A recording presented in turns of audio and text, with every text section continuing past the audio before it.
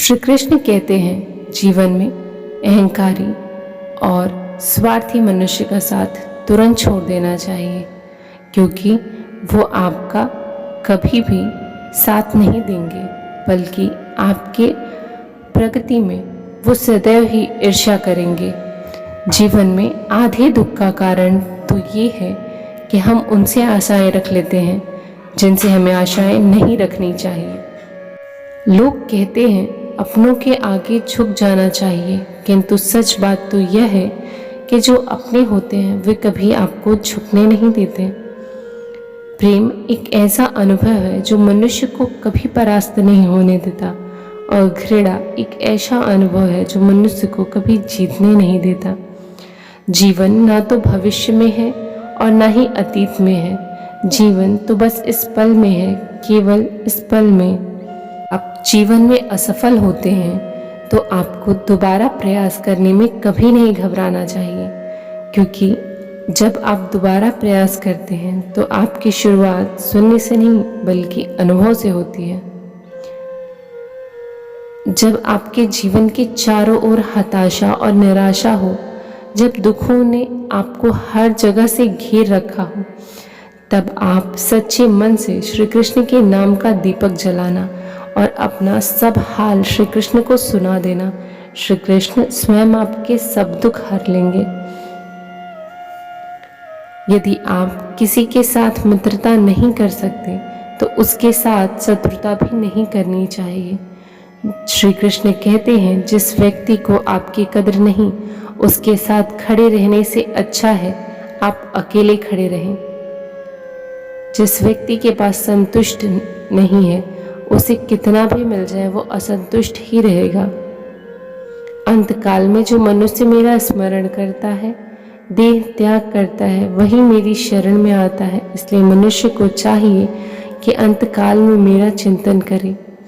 दुष्ट लोग अगर समझाने मात्र से समझदार थे तो यकीनन महाभारत कभी ना होती। इस संसार में मनुष्य किसी भी रूप में बड़ा नहीं होता, बल्कि मनुष्य के पीछे जो ताकत खड़ी होती है वो ज़्यादा बड़ी होती है। अगर कोई मनुष्य हमारे साथ बुरा कर रहा है तो उसे बुरा करने दो, यह उसका कर्म है और समय उसके कर्म का फल उसे ज़रूर देगा। लेकिन हमें कभी भी किसी के साथ बुरा नहीं करना चाहिए, क्योंकि ये हमारा धर्म है। इस पूरे ब्रह्मांड में ऐसी कोई ताकत नहीं जो इंसान की इच्छाओं की पूर्ति कर सके, क्योंकि इंसान की इच्छाएं एक समुद्र के समान होती हैं जिसे कभी भी भरा नहीं जा सकता। श्री कृष्ण कभी भी हमारा हाल नहीं पूछते, पर वो हमारी सब खबर रखते हैं। श्री कृष्ण अपने सच्चे भक्तों पर हर घड़ी नजर रखते हैं। इंसान जीवन में गलतियां करके उतना दुखी नहीं होता जितना वह बार बार उन गलतियों के बारे में सोच कर होता है। जीवन के बदल जाने में कभी भी वक्त नहीं लगता, कभी कभी वक्त बदल जाने में पूरा जीवन लग जाता है। इंसान को उसके कर्म नहीं, कर्म के पीछे की इच्छाएं बांधे रखती हैं, क्योंकि इच्छाओं के कारण ही कर्म निर्मित होते हैं। जैसे तेल समाप्त हो जाने पर दीपक बुझ जाता है, उसी प्रकार कर्म के क्षीण हो जाने पर भाग्य भी नष्ट हो जाता है। जब कभी भी आप किसी की मदद करने की स्थिति में हों तो उसकी मदद ज़रूर करें और खुश हों, क्योंकि भगवान आपके माध्यम से किसी की प्रार्थना का जवाब दे रहे हैं। जिस व्यक्ति को आपकी कद्र नहीं, उसके साथ खड़े रहने से अच्छा है आप अकेले खड़े रहें। अहंकार करने पर इंसान का प्रतिष्ठा, वंश, वैभव तीनों समाप्त हो जाते हैं। जिंदगी एक संघर्ष है और संघर्ष से ही पैदा होती है। यदि संघर्ष ही नहीं करना चाहते हो तो एक दिन कीड़े मकोड़े की तरह सड़कर मर जाओगे। जब जब इस धरती पर पाप, अहंकार और अधर्म बढ़ेगा तो उसका विनाश करने के लिए पुनः श्री कृष्ण धरती पर अवश्य आएंगे। आपके साथ अब तक जो हुआ अच्छे के लिए हुआ, आगे जो कुछ होगा अच्छे के लिए होगा, जो हो रहा है वो भी अच्छे के लिए ही हो रहा है। इसलिए हमेशा वर्तमान में जियो, भविष्य की चिंता मत करो। जो मन को नियंत्रित नहीं करते उनके लिए मन ही सबसे बड़ा शत्रु है। अमीर के लिए एक एक क्षण संग्रह करना पड़ता है, किंतु अमर होने के लिए एक एक कण बांटना पड़ता है। व्यर्थ की चिंता और भय एक रोग के समान है जो आपकी आत्मीय शक्ति को छिन्न करती है। ईश्वर ने हमारे भाग्य में जो लिखा है उसे हमसे कोई नहीं छीन सकता, लेकिन अगर हमें ईश्वर पर सच्चा भरोसा है तो हमें वो भी मिलेगा जो हमारे भाग्य में नहीं लिखा हुआ है। अगर आप किसी को छोटा देख रहे हो तो आप उसे या तो दूर से देख रहे हो या तो आपके भीतर के अहंकार से देख रहे हो। अपनी श्रेष्ठता को सिद्ध करने के लिए जो अपना धर्म भूल जाए वो विद्या नहीं अहंकार है, जिसका भविष्य में पतन निश्चित है। घमंड ना करें अपने रूप और रुपयों का, क्योंकि मोर को अपने ही पंखों का बोझ उसे उड़ने नहीं देता। ना परेशान किसी को कीजिए, ना हैरान किसी को कीजिए। कोई लाख गलत भी बोले, बस मुस्कुरा कर छोड़ दीजिए। मन को निराश न कर, बस श्री कृष्ण पर तू विश्वास कर। हर पल साथ है वो मुरली वाला, बस इस बात का एहसास रख।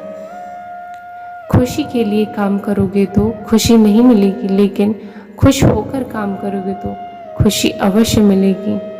मेरा तेरा, छोटा बड़ा, अपना पराया, मन से मिटा दो। सिर्फ सब तुम्हारा है, तुम सबके हो, ये याद रखो। जिस मनुष्य के पास सद्गुणी संपत्ति है उससे मोक्ष और सुख अवश्य प्रदान होता है। आत्मा को निरंतर साफ करते रहे, दुनिया को निरंतर माफ करते रहें, परमात्मा को निरंतर याद करते रहें।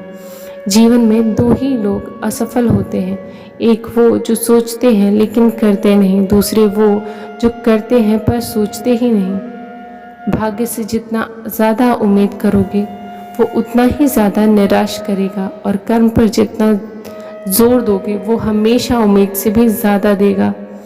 तो सब्र रख, जो तेरा है वो तुझे अवश्य मिलेगा। इच्छाओं का त्याग करना ही खुशी का सबसे बड़ा कारण है।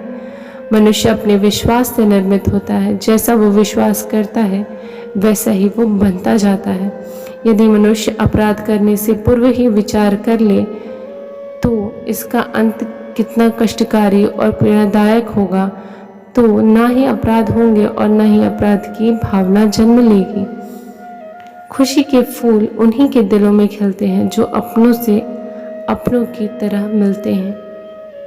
पांडवों से विवशता आएगी तो हिस्से में श्री कृष्ण भी आएंगे।